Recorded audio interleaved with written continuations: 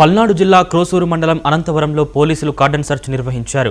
సుమారు 80 మంది పోలీసులు ప్రతి ఇంటిని క్షుణ్ణంగా పరిశీలించారు. ఈ తనిఖీల్లో సరైన పత్రాలు లేని 38 బైకులు, 4 గొడ్డళ్లు, ఒక కత్తిని స్వాధీనం చేసుకున్నారు. ఎవరైనా అసాంఘిక కార్యకలాపాలకు పాల్పడితే కఠిన చర్యలు తీసుకుంటామని డీఎస్పీ హనుమంతరావు హెచ్చరించారు. అలాగే తమ పిల్లల ప్రవర్తనపై తల్లిదండ్రులు దృష్టి పెట్టాలని డీఎస్పీ సూచించారు. పోలీస్ స్టేషన్ పరిధిలోని ఈ అనంతవరం గ్రామంలో ఈరోజు కార్డన్ సెర్చ్ ఆపరేషన్ చేయడం జరిగింది. ఈ కార్డన్ సెర్చ్ ఆపరేషన్లో భాగంగా